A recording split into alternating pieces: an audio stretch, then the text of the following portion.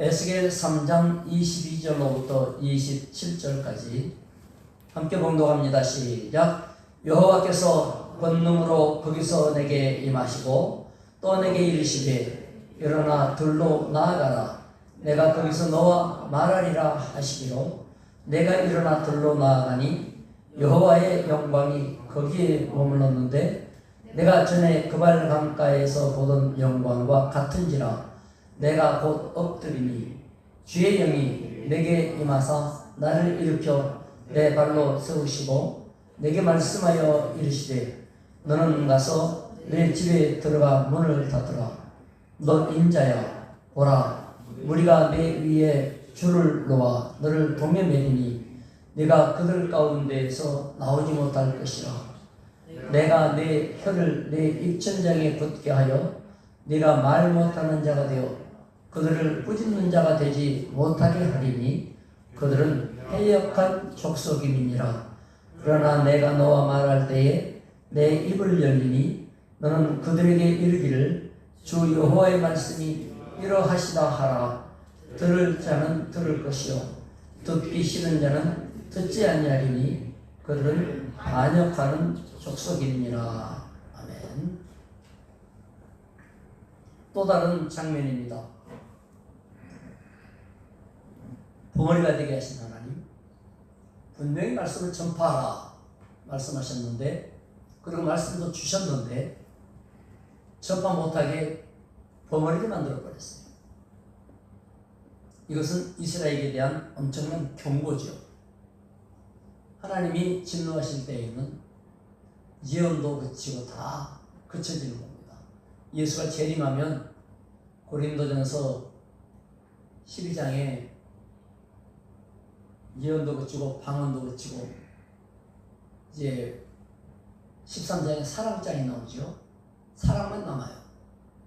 예수 재림할 때에는 다 그치는 것이 완성되니까 그러는데 여기서 그치는 것은 침묵을 강요하는 거예요. 말을 못하게 하는 거죠. 말씀을 주셨는데 주신 말씀이 나가지 못하게 하는 거예요. 이게 3장에서 침묵하게 하신 하나님이 27장에 강력하게 역사한 다음에 33장에서 일이 풀리거든요. 그러니까 이스라엘은 말씀을 엄청나게 받을 수 있도록 배경과 조건이 만들어졌지만 실제로 말씀은 이스라엘 백성들에게 온전하게 전해지지가 않아요. 그래서 나중에는 이제 행동 예언이 나오죠. 말씀으로 안 되니까 행동으로 이제 예언하는 게 나오는데, 어쨌건 여기서는 지금 하나님께서 들판으로 나가라. 너하고 대화하겠다.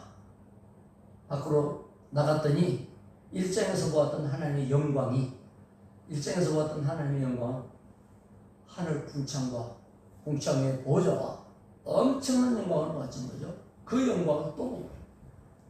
인간이 하나님 영광 앞에 어떻게 죄인이 설 수 있습니까? 엎드려졌죠. 이게 말씀 가진 능력의 비결이에요. 말씀을 가진 자가 어떻게 능력이 나오느냐 하면 영광 앞에 엎드려야 능력이 되는 거죠. 영광 앞에 엎드리지 못하고 버텨 서 있으면 능력은 소멸되죠. 하나님 앞에 우리는 영광을 사모해야 돼요. 영광을 사모한다는 말은 다른 말로 하면 엎드려진다는 얘기예요.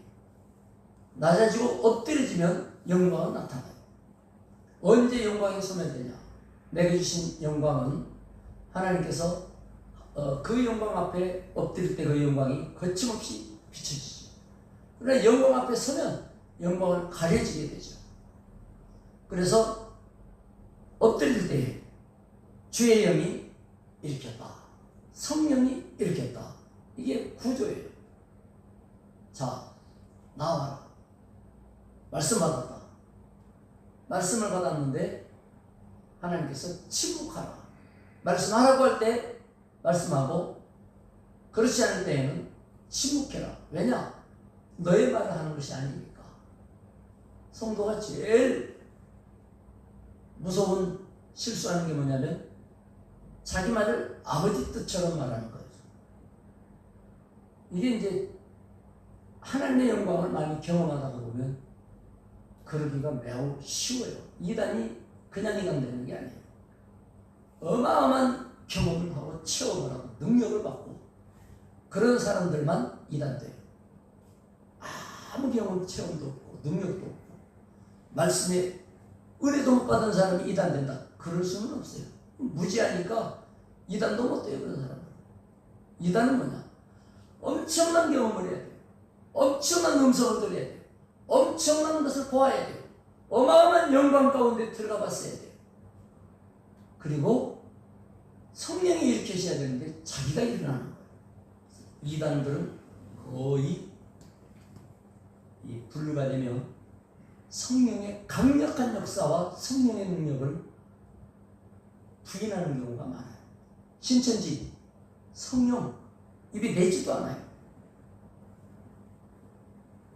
통일교, 성령 입에 내지도 않아요. 여호와 증인, 성령 입에 내지도 않아요. 그냥 성령은 전기 꽂으면 선풍기 돌아가고 전기 꽂으면 헤어드라이기 가동되고 에어컨 가동되듯이 성령은 파워라고 해요. 성령이 무슨 파워가 있죠. 힘은 능력, 권능은 있지만 그 자체가 아니에요. 인격을 가지신 분이에요.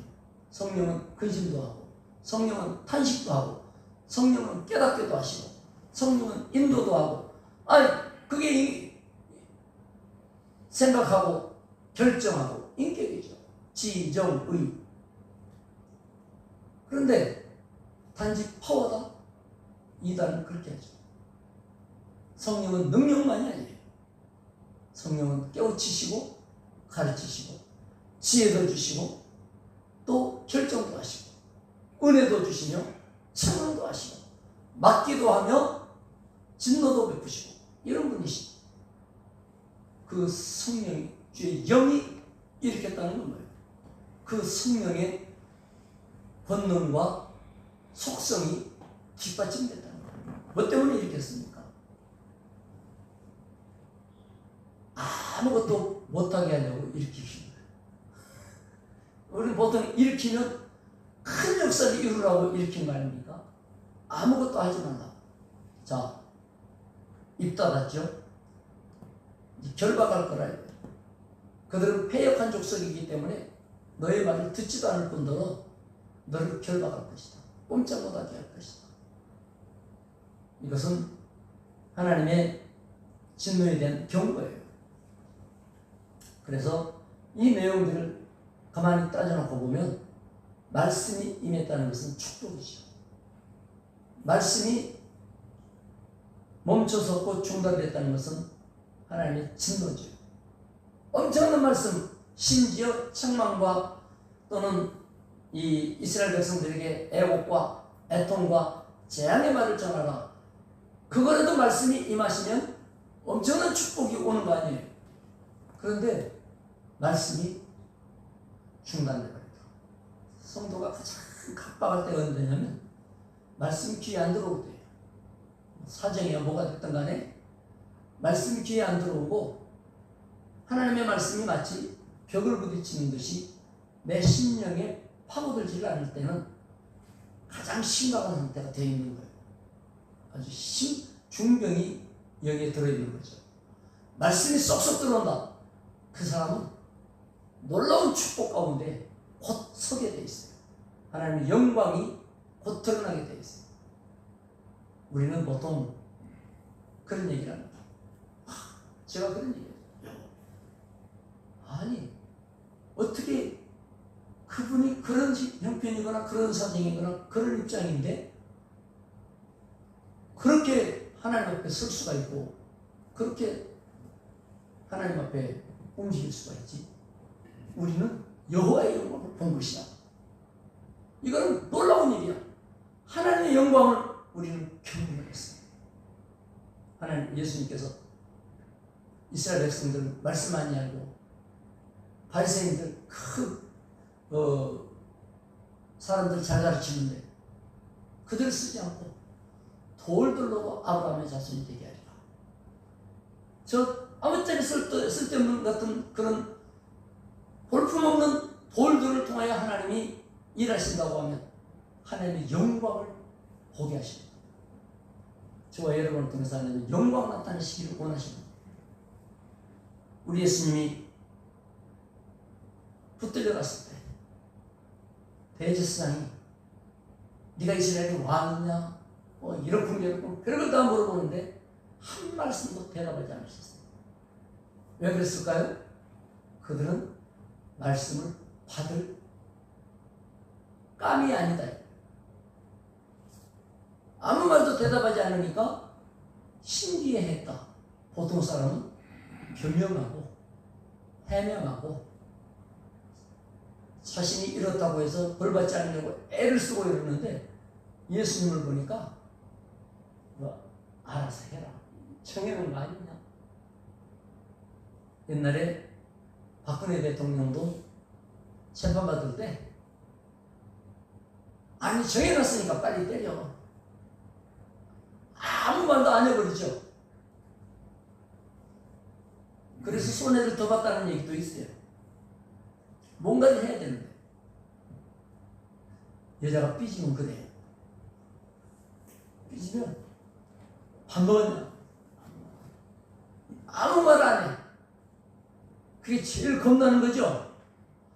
아무 말 안 할 때가 제일 무서워. 차라리 화를 내면 그 말이라도 주고받기라도 하겠는데 변명이라도 하겠는데 아무 말도 안 해. 지금 하나님 그렇게 됩니다. 이스라엘은 지금 심각합니다. 근데 이스라엘은 좋아요. 왜? 혼내지 않으니까 좋아. 편해요. 아 이제 됐구나 이래요. 그러므로 우리 주님이 성도들에게는 들을 게 있는 자는 들을지어다 이렇게 했어요. 그건 축복이죠. 에스겔에게 백성들 향하여서는 입을 다물어라. 상상이 됩니까? 3절에서 시작한 입닫힘이 33장까지 3장에서 시작한 33장까지 거기서 입이 열려요. 그리고 에스겔을 통해서 하나님은 예언 활동을 안 하시는 게 아니에요. 말을 하면 꼬이니까 행동만 보여주시는 거죠. 우리는 말하기 전에 하나님의 영광 앞에 엎드려야 됩니다. 영광 앞에 엎드린 다음에 말씀을 겸손히 드려야 됩니다. 백성들을 향하여 입을 닫게 하신 하나님은 나와는 말을 하자 하고 하나님을 향해서는 입을 열어놓으셨습니다. 그래서 하고 싶은 말은 얼마든지 할 수가 있었습니다. 그래서 말 못해서 답답할 일이 없는 것은 하나님께 나가서 말할 수 있기 때문에 그랬습니다. 그리스도인들은 이 능력을 받아야 됩니다. 사람 앞에 말이 안 될 때 많아요. 해봐야 소용없을 때도 많아요. 그러나 하나님께는 입을 닫는 일이 없어요. 하나님이 뭐라고 하시는데 핑 하고 이러면 그건 안 돼요. 에스겔은 들판에서 하나님하고 실컷 대화했어요. 주님께 향하여 입이 열릴 수 있도록 했다는 것은 우리에게 기도로 인한 축복이 열려있다는 뜻이에요. 어떤 거든지 주님하고는 대화가 열려있어요. 뭐든지 끊임없이 소통이 열려있어요. 아유 저 인간은 안 돼 이럴 수는 있죠. 그러나 하나님께는 열려있습니다. 그러므로 기도의 자리를 지킨다는 것은 특권 중에 특권이고 하나님에게 주고받는 대화의 시간이기 때문에 주의 영광 가운데 머물러 있는 거예요. 그 영광이 임하는 데에서만 대화했습니다. 기도는 하나님의 영광 체험이에요. 하나님의 영광의 자리에 함께 있는 거예요. 성령이 움직이시는 것이에요. 엎드려져도 다시 일으켜 주시는 하나님이십니다. 낮아질 때 주님은 세워주십니다. 이스라엘은 범죄와 불신앙과 사악함으로 하나님이 단절되는 것을 보여주셨고, 에스겔의 침묵은 너희들하고는 상대하지 않겠다. 그런 상황이었지만 하나님을 향해서는 한없이 입이 열렸고, 그 열린 입으로 여호와 앞에 부르짖어 기도할 수 있었습니다. 그래서 백성들의 형편을 대언할 수가 있었고, 백성들의 입장에 대해 서서 이렇게 하나님 앞에 간구하여 은총을 구할 수 있었습니다. 그나마 그래서 포로로 잡혀간 백성 가운데 많은 분들이 나중에 귀환하게 되죠. 그들조차도 사악한 가운데 있었으나 믿음을 지키고 전통을 지키고 은혜를 회복하여 돌아올 수 있었던 이유는 이와 같은 과정들이 있었기 때문에 그렇습니다. 하나님 여러분을 통하여 주변이 살아나기를 원하시고, 때로 여러분이 힘들 때면 대속의 고난에 동참하는 기회를 주신 것이고, 여러분이 왜 내가 이런 꼴을 당해 싶을 때면 예수 그리스도의 억울함에 참여하게 되는 기회를 주신 것이기 때문에 그 일을 위하여 펄쩍펄쩍 뛰고, 그것 때문에 못 살겠다 하고 도대체 못 견디겠다 하고 거기에 머물러 있으면 안 돼요. 이렇게 세움받아서 새로운 하나님의 능력 가운데 들어가고, 하나님이 내시는 새 길로 들어가고, 새로운 역사가 있다는 것을 기억해 주님은 들어 쓰시기를 원하신다. 믿으시고 하나님을 향하여 마음껏 입을 열고 기도 응답받는 여러분과 제가 되시기를 주의 이름으로 축원합니다. 기도합시다. 하나님 아버지 감사합니다. 우리의 입은 하나님의 것입니다. 내 입이 누구 거냐고 물으실 때에 오직 주님을 향하여서만 열리는 주의 것이라고 답할 수 있기 원합니다. 내게는 누구 것이냐 할 때 들을 수 있는 자는 들으라고 하신 주의 말씀을 위하여 열려있다고 말하게 해주시기를 원합니다. 오순절 성령님이 임하셨을 때 제자들은 놀라운 영광을 보았고, 그 영광 앞에 엎드릴 때에 주님은 이렇게 세우셔서 방언을 주시고 말하게 하시고 기적의 역사에 참여하게 해주셨습니다. 주여, 에스겔과 같이 우리도 하나님의 영광을 사모합니다. 그 앞에 엎드리기 원하며 겸손한 그들에게 말씀을 주시는 하나님, 말씀이 우리의 생명이 되며 양식이 되며 능력이 되기 원합니다.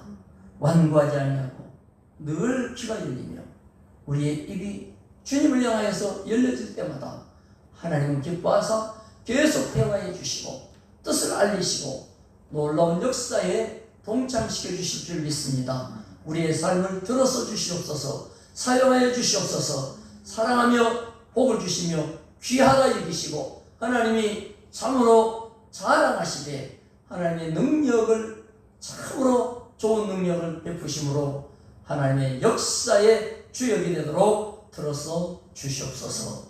예수님의 이름으로 기도드리옵나이다. 아멘. 각자 일하시기 바랍니다.